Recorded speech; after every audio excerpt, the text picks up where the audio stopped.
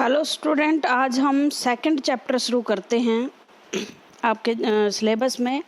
और second chapter है trade to territory. Trade to territory का मतलब यहाँ अंग्रेज किस तरह से ट्रेडर के रूप में आए और उन्होंने किस तरह से टेरिटरी का मतलब होता है ज़मीन पर कब्जा जमा लिया और किस तरह से वो ट्रेडर से क्या बन गए, रूलर बन गए। कहानी के रूप में इसको समझो आप कैसे ये आए और कैसे टेरिटरी इन्होंने जीती। ब्रिटिश से पहले भारत में मुगल साम्राज्य था, मुगलों का शासन था और मुगल जो शासक आए यहीं बस गए और उन्होंने जो भी किया वो भारत के लिए किया। मुगल जो अंतिम बादशाह थे वो थे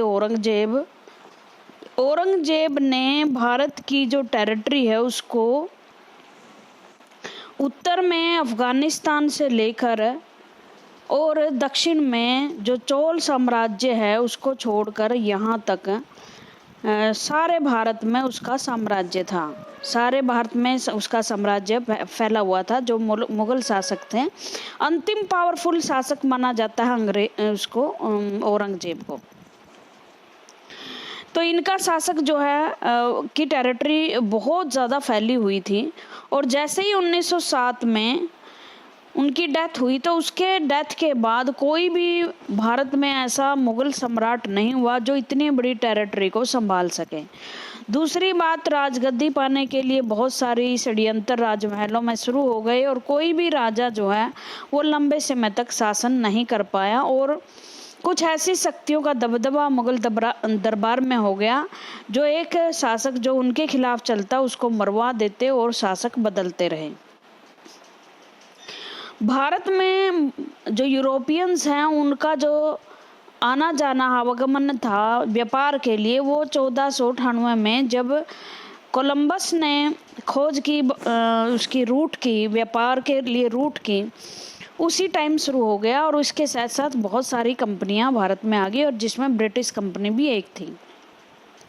लेकिन इस कंपनी के ने बहुत सारे युद्ध जीते दूसरी यूरोपियन कंट्रीज के साथ और अंत में ये पावरफुल शासक बन गई। यहाँ की अकेली पावरफुल सुप्रीम पावर थी जो यहाँ रही और शासन भी किया।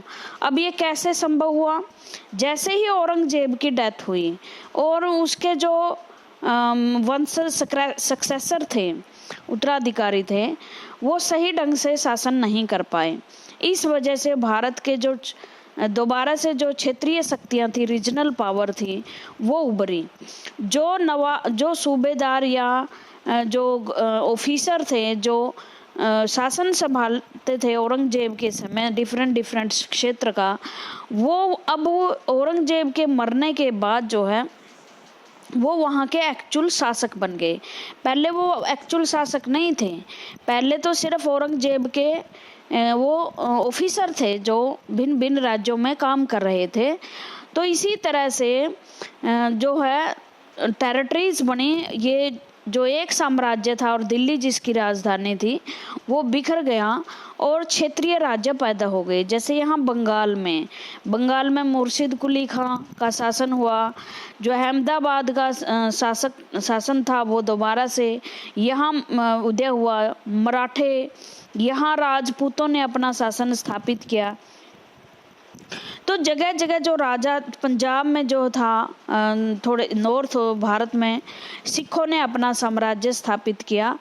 जो दिल्ली के आसपास थे वो जाटों ने अपना शासन स्थापित किया। इस तरह से पूरे भारत में छोटे छोटे साम्राज्य हो गए। लेकिन एक बात और है, ये जो छोटे छोटे राजा थे अब भी दिल्ली को ही अपना केंद्र मानते थे, शासन की जो शक्तियां थी वहीं से प्राप्त करते थे।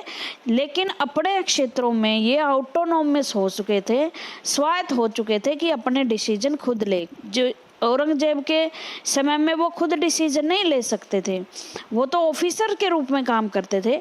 लेकिन जैसे ही औरंगजेब की डेथ हुई, ये जो शासक हैं वो खुद अपना शासन चलाने लगे। अब क्या हुआ? अंग्रेज आए ट्रेडर बनकर। अंग्रेज ट्रेडर बनकर भी क्यों आए? क्योंकि अंग्रेजों के यहाँ इंडस्ट्रियलाइजेशन की प्रक्रिया शुरू हो गई, उद्योगीकरण आया। इंडस्ट्रियलाइजेशन के कारण बहुत सा एक्सट्रीम माल वहाँ के कारखानों में पैदा होने लगा। एक्सट्रीम माल क्योंकि साइंस एंड टेक्नोलॉजी का आविष्कार हुआ, और साइंस एंड टेक्नोलॉजी के आविष्कार से बहुत सारी ऐसी मशीनें बनने लगी जो हाथ से तेज़ी से कपड़े बनाने लगे। हाथ के कपड़े जहां 2 दिन में 3 दिन में तैयार होते, वो हज़ारों मीटर कपड़ा बना देती। अब उस ट्रेड के लिए, सेल के लिए बाजार चाहिए थे, और बाजार जो है एशियन कंट्रीज में, क्योंकि साइंस एंड टेक्नोलॉजी का आविष्कार नहीं हुआ था, वहाँ अभी भी जुलाहे वगैरह काम करते थे, तो वहाँ और बड़े बड़े देश थे, इसलिए माल की खपत ज़्यादा थी। फिर जहाँ उद्योग इंडस्ट्री लगी वहाँ उनको लिए कच्चा माल भी चाहिए, रॉ मटेरियल भी चाहिए, जैसे कॉटन वगैरह। और रॉ मटेरियल भी उन्हें कहाँ से मिलना था? एशियाई देशों से। और एशियाई देशों की जो फूट थी आपस में, छोटे छोटे राज्यों में देश बटे हुए थे, एक नेशन स्टेट बना नहीं था, एक भारत था नहीं। और अब ये राजा जो हैं, छोटे छोटे राजा आपस में लड़ते रहते थे छोटी छोटी टेरिटरीज के लिए, ज़मीनों के लिए। तो ऐसे में अंग्रेज जो है एक राजा की हेल्प करते दूसरे के विरुद्ध, और अपने वो क्षेत्र जीतने में सहायता करते, और जिसकी सहायता करते वो राजा जो है उनकी कोई समझौता स्वीकार कर लेता, और इन समझौतों के कारण जो है वो हमारे देसी राजा कमज़ोर होते गए, और अंग्रेज जो है यहाँ शासक बनते गए, पावरफुल होते गए, और अंत में वह धीरे धीरे पूरे भारत के शासक बन गए। लेकिन ये प्रक्रिया एक दिन में नहीं हुई, ये प्रक्रिया काफ़ी लंबे समय तक चली। जैसे इन्होंने कहा है, Aurangzeb was the last powerful. देखो पावरफुल है लेकिन लास्ट नहीं है। लास्ट तो 1857 की क्रांति में बहादुर शाह जफर होंगे, जिसे बहादुर शाह द्वितीय भी कहा जाता है, जिन्हें पकड़कर रंगून भेज दिया था। क्रांतिकारियों ने इसको राजा घोषित कर दिया था पूरे भारत का। वो स्टोरी अलग से है, वो बाद में पढ़ेंगे। तो उसने पूरे भारत को, जैसे मैंने आपको मैप में बताया, पूरी टेरिटरी को उसने जीता हुआ था। लेकिन बहुत सारी लड़ाइयाँ उसने लड़ी थी, मराठों के खिलाफ, सिखों के खिलाफ। तो राज्य कमज़ोर हो चुका था। कमज़ोर राज्य को चलाने वाले फिर कोई शक्तिशाली शासक था नहीं। इस वजह से क्या है, जो मुगल साम्राज्य है वो बिखर गया। 1707 में उसकी डेथ हुई।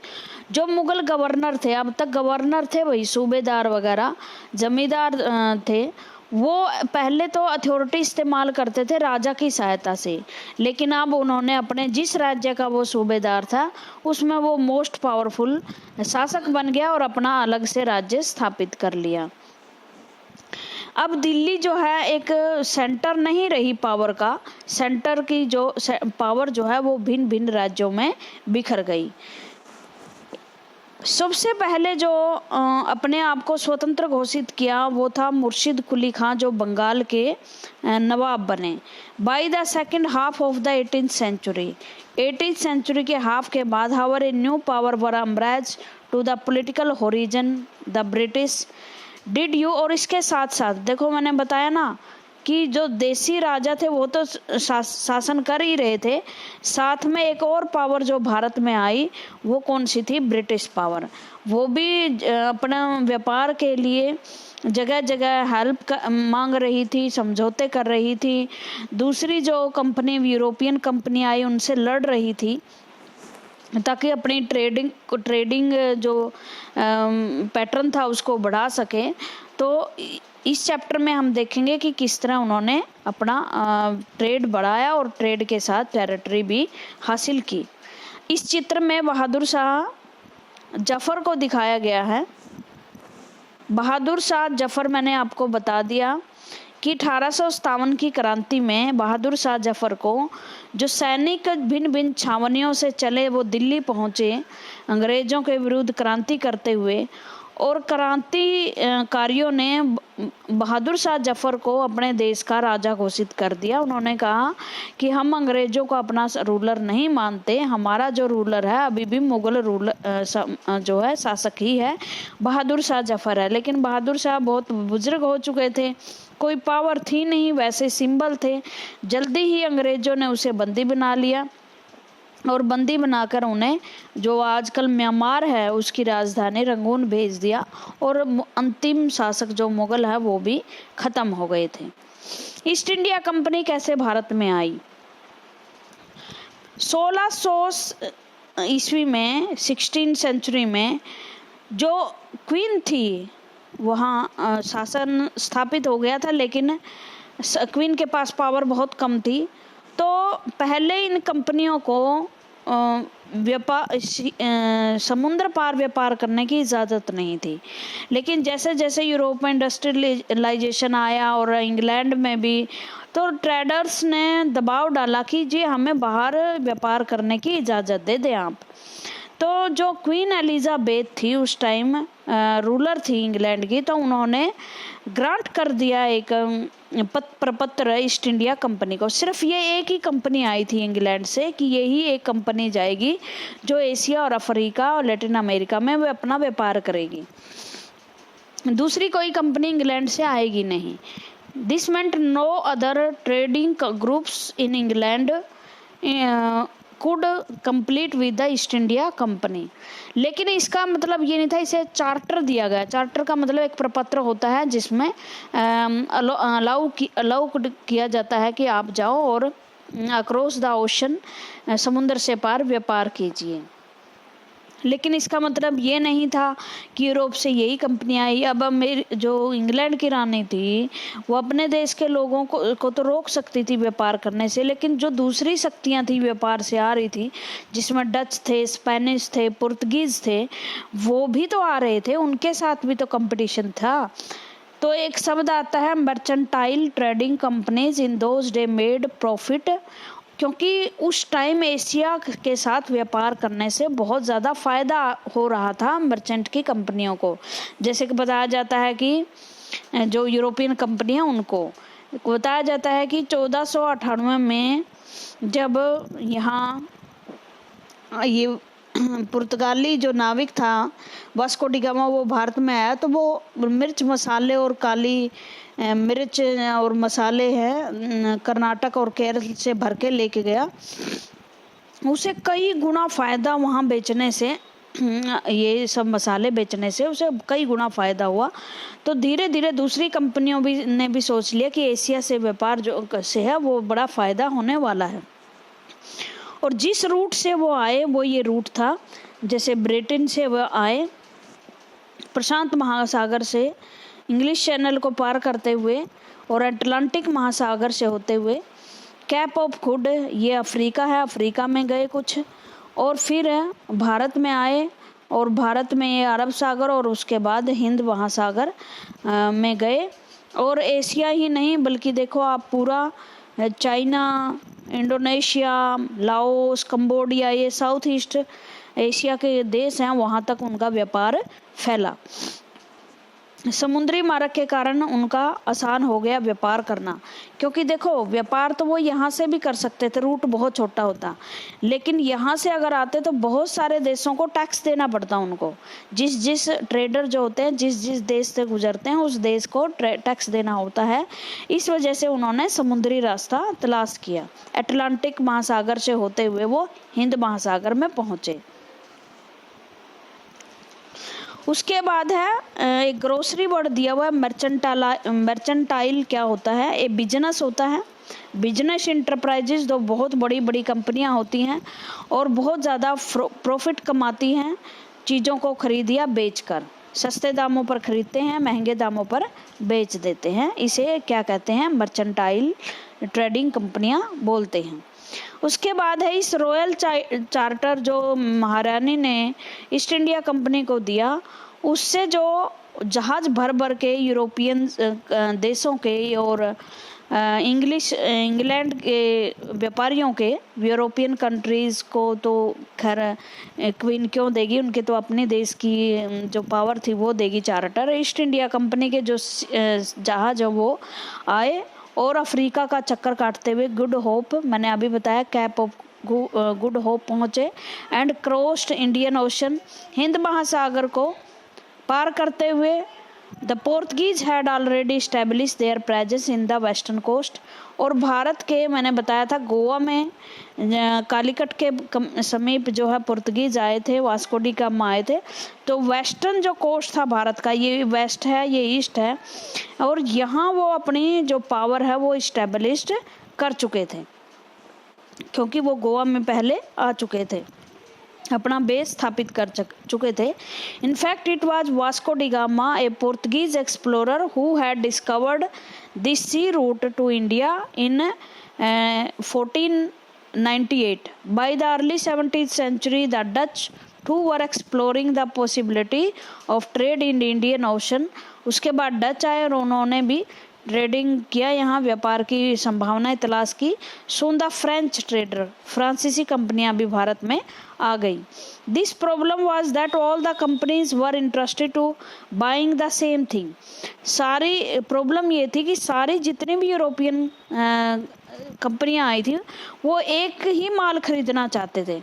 वो मसाले खरीदना चाहते थे, कॉटन खरीदना चाहते थे, और सिल्क जो इंडिया में प्रोड्यूस होता था बड़ा अच्छा, और जिनकी डिमांड बहुत ज़्यादा थी यूरोप की मार्केट्स में। इनके साथ साथ जैसे ये मसाले हैं, पप्पर है, काली मिर्च, क्लोव्स, कार्डमोम और सिनामोन, ये भी एक तरह के मसाले थे। लौंग थी, इलायची थी, इनकी बड़ी डिमांड थी, और ये कंपटीशन कर रही थी कि सारी यूरोपियन कंट्री कि हमें भी यही माल चाहिए, क्योंकि यूरोप में इनकी बड़ी डिमांड थी। तो ये कंपनियां आई और इन्होंने व्यापार करना शुरू कर दिया। तो यही चाहिए, तो उनके बीच में आपस में फाइटिंग शुरू हो गई। तो उन्होंने अपने आप को प्रोटेक्ट करने के लिए फोर्टिफिकेशन शुरू कर दी। फोर्टिफिकेशन का मतलब किलेबंदी शुरू कर दी, किले बनाने शुरू कर दिए, यहाँ सैनिक बनाने शुरू कर दिए, हथियार बनाने शुरू कर दिए, और अपने समुद्र में अपने जहाजी बेड़े डाल दिए, नौसेना बना ली ताकि एक दूसरे की लड़ाई में ये सब चीज़ें काम आए। अब धीरे धीरे जो भारतीय राजा अगर समझ जाते कि विदेशी हमारे देश में किले बना रहे हैं, सैनिक भर्ती कर रहे हैं, या सैनिक यहाँ आ गए हैं आर्म्स के साथ हैं, और समुद्री बेड़े, जहाजी बेड़े उन्होंने नौसेना के डाल दिए हैं, तो ये कोई अच्छा सिंबल तो था नहीं। अब तो ये कंपनियां एक दूसरे के विरुद्ध कर रही हैं इन चीज़ों का यूज। एक समय ऐसा आएगा कि इनका कंपटीशन खत्म हो जाएगा, तो इनकी नज़र भारतीय क्षेत्रों पर पड़ेगी। लेकिन भारत के जो राजा थे वो फार साइटेड नहीं थे, दूरदृष्टा नहीं थे। वो देख ही नहीं पाए आने वाले खतरे को, कि इस तरह से किलेबंदी और मिलिट्री का आ जाना भारत की गुलामी का शुरुआत होना है। This effort to fortify settlement and carry on profitable trade also lead to intense conflict with the local ruler। अब ये कंपनियां एक दूसरे से तो लड़ ही रही थी, लोकल रूलर से भी इनकी लड़ाई हुई। और वो क्यों हुई? वो इसलिए हुई क्योंकि जब ये व्यापार करते थे तो लोकल रूलर चाहते थे कि ये कंपनियां हमें भारी टैक्स दें, उस टैक्स से हम अपने खजाने भरें, और उस खजाने का प्रयोग हम सरकारी कामों में या देश के कल्याण के लिए लगाएं, उस क्षेत्र के कल्याण के लिए लगाएं। लेकिन ये कंपनियां ये टैक्स देना नहीं चाहती थी, और इस वजह से उनकी लड़ाई हुई जो लोकल राजा से थे उनसे। अब बंगाल सबसे पहले आपको पता है, यहाँ तो ये रूट था, यहाँ तो जो पुर्तगाली थे आ चुके थे। अब अंग्रेज गए इधर बंगाल में उस टाइम पता ही है, जब औरंगजेब की मृत्यु हुई तो जो वहाँ के सूबेदार थे मुर्शिद कुली खां, अली वर्दी खां ने क्या किया, अपने आप को घोषित कर दिया इसे एक स्वतंत्र रूलर। मुगल पावर से, मुगल जो रूलर थे, शासक थे दिल्ली के, उनसे अपने आप को क्या कर दिया, स्वतंत्र घोषित कर दिया। स्वतंत्र घोषित करने के बाद वो क्या बन गए, बंगाल के नवाब बन गए। तो उन्होंने अंग्रेजों से कहा, अंग्रेज कंपनियां जो थी वो उसमें आई थी बंगाल में सामान बेचने के लिए। तो इन शासकों ने मुर्शिद कुली खां, अलीवर्दी खां के बाद सिराजुद्दौला। सिराजुद्दौला के समय जो कंपनी के ऑफिसर, कंपनी ने मुगल सम्राट से फरमान प्राप्त कर लिया कि भाई जो है बंगाल में सामान बेच दो, हम आपसे शुल्क नहीं लेंगे। लेकिन जो दिल्ली में शासक बैठा था उसके पास इतनी पावर नहीं थी कि बंगाल के जो शासक थे वो सिराजुद्दौला, उसको ज़बरदस्ती ये कहे कि आप अंग्रेज़ों को अधिकार दे दें, अपने उसमें बंगाल में छूट दे दें व्यापार करने की बिना टैक्स के। ले सिराजुद्दौला अड़े हुए थे कि हम ऐसे अंग्रेज़ों को व्यापार नहीं करने देंगे, चाहे मुग़ल सम्राट ने उन्हें फरमान ही क्यों ना दे दिया हो। फरमान का मतलब होता है आज्ञा पत्र देना कि हम आपको आज्ञा देते हैं कि आप बंगाल में बिना टैक्स के सामान बेच सकते हैं। लेकिन जो सिराजुद्दौला थे उन्होंने मना कर दिया कि मैं इस तरह से कंपनी को व्यापार करने नहीं दूंगा, क्योंकि इससे बहुत घाटा होता है सरकारी खजाने में। और इस वजह से सिराजुद्दौला को हटाना अब अंग्रेज़ों के लिए चुनौती बन गया कि हम इसको हटाकर ही हमारे जो व्यापारिक हित है उसको पूरा कर सकते हैं। तो 1757 में प्लासी का युद्ध हुआ और प्लासी के युद्ध में षड्यंत्र रच के उसके सेनापति को अपने और मिलाकर के अंग्रेज़ों ने सिराजुद्दौला को हरा दिया। और जो मीर जाफ़र जो षड्यंत्रकारी था, सेनापति था, जिन्होंने अपने राजा का साथ छोड़कर सिराजुद्दौला का अंग्रेज़ों को का साथ दिया था, उसको एक कठपुतली के रूप में शासक बना दिया। लेकिन ये बात भी ज़्यादा देर तक चली नहीं, तो हम पढ़ लेते हैं थोड़ा सा। First east India company factory was set up on the bank of the river Hooghly.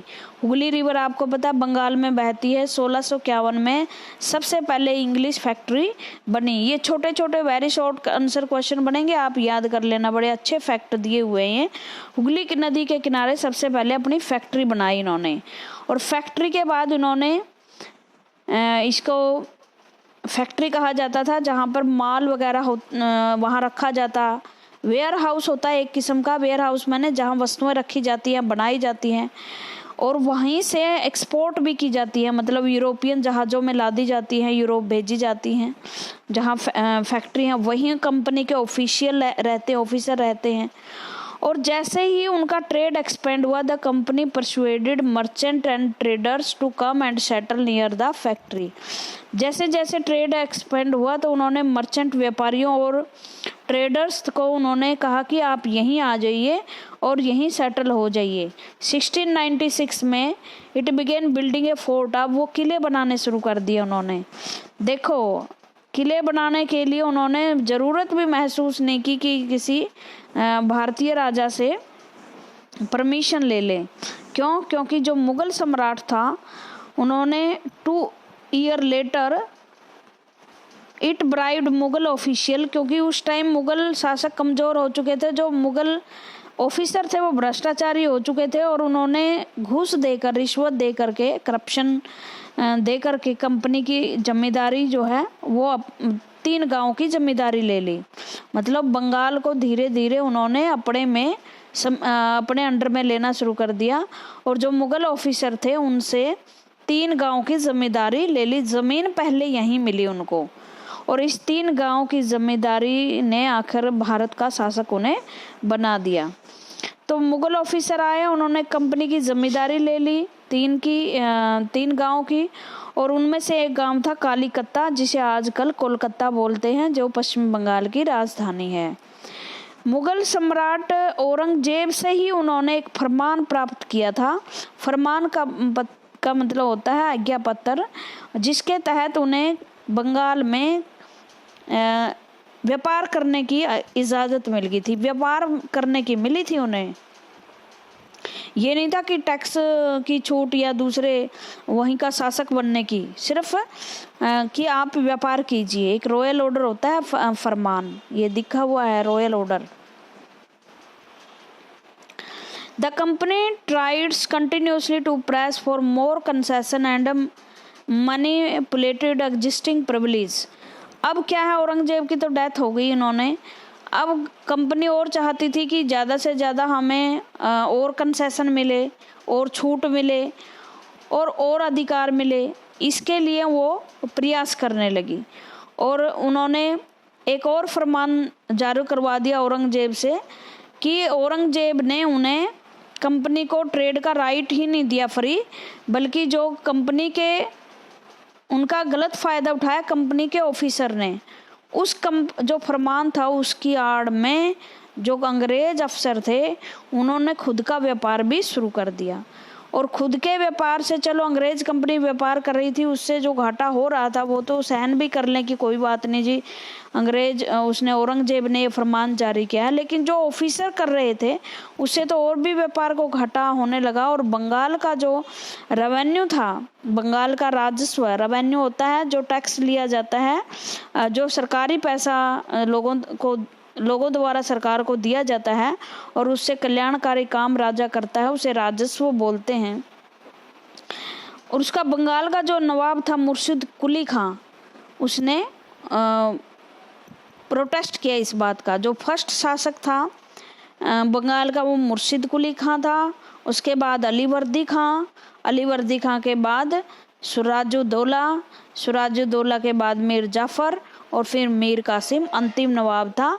और उसके बाद अंग्रेज खुद ही नवाब बन गए। Thank you very much.